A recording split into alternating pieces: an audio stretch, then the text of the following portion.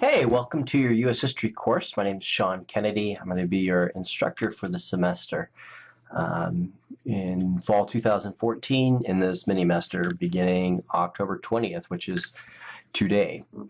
In this video, I'm just going to go over the syllabus, make sure you understand the expectations of the course, and then the following videos will give you more detail about what's included and not included in the course. So the first thing we're going to do is, do be aware that Monday at 6 there will be a link that's available right here. Let's see if that's, hold on one second. There'll be a link here available. You click on there and then you'll get into my online office hours. You don't have to have a webcam, but it is helpful if you do have a webcam. That way we are able to communicate a little bit easier. And what I'll be doing tomorrow night is just answering any questions or answers that answering any questions you might have at this point. So it's best probably to go through the syllabus as much as possible, get through the orientation videos, and then you'll definitely have some questions probably that will be useful to you that I answer.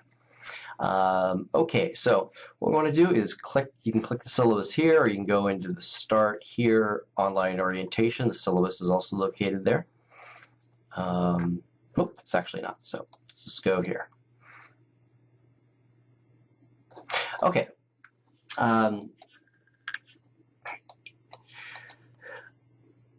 Make sure you're in the right spot. This is a U.S. History 1 course. It is fall 2014, so if you're supposed to be taking a U.S. History 2 course, this is not the course for you. Let's see, my contact information. The best way to get a hold of me is to email me. So go to this link, it'll take you to my email address, and then you can email me. If we need to talk on the phone from there, by all means, we can talk on the phone, or you can visit me on my office hours, or we can have a video conference. But the best way to initiate contact is through email. It's best because what a lot of times happens is students will email me late on a Friday night or sometime over the weekend, and they just had a question that could have been quickly addressed in an email, and they would have gotten the response in seconds probably, but they had to wait a few days. So do know that I'm fairly quick about getting back to students. On average, within an hour, I'll get back to you. Sometimes it might take me a few hours. If it takes me more than 24 hours to get back to you, don't hesitate to email me back and re-ask your question. It usually doesn't happen, but sometimes I get a whole bunch of emails and it just gets lost, or I meant to get to you, didn't get to you, or your email actually didn't get to me, or I sent it to you and it didn't get to you. So don't hesitate to email me if you have any questions. Okay, do know that there isn't a required textbook to purchase. All the material can be accessed at this website right here. And all the material is linked within Blackboard in the sidebar menus right here. Let's just bring that up real quick. So right here, units 1, 2, 3, 4, and 5, all the material, all the reading material you need, all the lecture material you need is located right there in these links. But you can also access all the material in this links right here, except if you go there, there's no scheduling information. It doesn't tell you when things are due or whatever the case is, because this is a shared website with all of my U.S. History 1 classes. Okay, the other thing you want to make sure you do is that go ahead and click this link and join the Selly page there. I'm trying this out this semester to see if it's worth anything, but it looks pretty useful. Part of the problem with an online course is that you're really on your own. I mean, I really do try to remind students quite a bit about due dates and give them pointers of how to succeed, but it's not like a face-to-face class. And so what this will do is that it will collect everybody's texting information, and I can quickly send out texts to students, just giving you reminders. Sometimes I will offer extra credit questions within here as well. So I want to see how it works out. I'm going to use you guys as guinea pigs, and we'll see where it goes from there.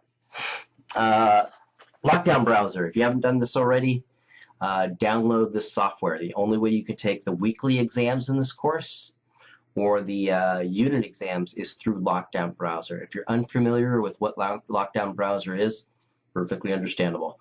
Click this YouTube tutorial. It's about a 3-minute tutorial. It will get you up to speed to what this exactly is, but it's the way you take exams in this course. Without that software, you won't be able to access the exams. Okay, let's see here. Unit quizzes, there's a total of 5 of them. They count collectively as 5% of your grade, so each one is 1% of your grade. Weekly lecture essay exams total, there's 8 of them. It will constitute 30% of your grade. The unit exams, there's 5 of them. That will constitute 80% of your grade. The final essay is 15% of your total grade. If you click that hyperlink right there, it will bring you to the assignment. So do that now, print it out, and so you have it. There's a video within the orientation that goes into the expectations of that assignment. So be sure to watch that video after you watch this one. And then online office hours throughout the semester. There's a possible 5% extra credit for participating in the online office hours. So I will announce them as they come up. I'll try to have about 2 a week. So do watch those as they come up. Let's see here. Just basically, this whole course is based on percentages. I don't do points, so it makes it kind of easy to figure out where you're at. So you don't have to do the calculations to figure out what your points are and percentage-wise. It's all percentage. So, and this is what the grade layout is here. Email etiquette. Try to be as clear and specific as possible when you email me. So if you email me real quickly and saying, "What did I get on why is my grade a 75?" And that'll be like the extent of an email I'll get, and that's not unusual. I have 6 other classes, so be specific. In other words, on exam 3 from your U.S. History 1 class mini-mester online, I got a 75%. I was wondering if you could give me any feedback. That would be specific enough. So be as specific as possible. If you don't, then I'll just email you and ask you to be specific. But be as specific as possible so I can help you quicker, right? More expeditiously. Okay, cheating of any kind, plagiarism, don't do it. There's a whole video on plagiarism that you have to watch for this orientation, so you will learn what plagiarism is and what it is not. Just don't do it and you'll be fine. With that said, it is okay to plagiarize me during the lectures, right? So for the unit and weekly exams. So if you just simply want to paraphrase me or directly quote me, that's fine for the exams. But for the final essay, you do have to reference me properly, right? And the difference is the unit exams are timed, right? You only have a certain amount of time, so I don't want to encumber students with trying to go through some sort of format of citing. But for the essay, the final essay, that isn't timed. It's something you'll be working on all semester, and so you'll have the opportunity to time it. The one thing you want to make sure, though, for the lectures and for the final essay is that the only content you are going to refer to is the content provided to you in this class. Do not go to Google or Wikipedia or wherever. If you bring any of that in that class, you will be susceptible to plagiarism. So stick to the content for this course. Okay, let's see what else we got here. Print this out. You can go to the single page view right here. Let's open it up, see what happens, see if it works. I'll have to click that. I'll change that in a second here. Print this out and put it somewhere where you will see it on a consistent basis. There's a lot of things to do in this course. So you want to have this handy so you don't miss any due dates right here. So just familiarize yourself with it. Pay attention to what things are worth as percentage-wise. Will kind of give you a sense of what you should be more anxious about over other things. So everything counts. So you want to do the best you can with everything. But if you're finding yourself freaking out over the Unit 1 quiz, emailing me, which is fine, you could email me if you like, but emailing me in a frantic way and wondering what exactly is going to be on the quiz. Oh my gosh, I got a 70% on it. Should I drop the course? Just keep in mind what it's worth. 1% of your grade. Now, you don't want to squander away any percentage in the course. You don't want to do that by any means, but keep it in perspective. And if you kind of look, the course is designed to where nothing can make or break you, right, in this course. Everything is basically under 15% of the course. So, and the reason why is everything in this course is cumulative. So each of the unit exams will ask you to respond to previous work from previous units, right? So Unit 2 exam will ask you to respond to essays and identifications from Unit 1. Unit 3, same with that one as well. So just keep that in mind. Let's see, anything else that we should be looking at here? Oh yeah, do read this carefully right here. If you're not familiar with what an identification is, read this carefully. An identification is not just quickly writing a quick sentence and throwing it out there. You want to make sure that your identifications are complete.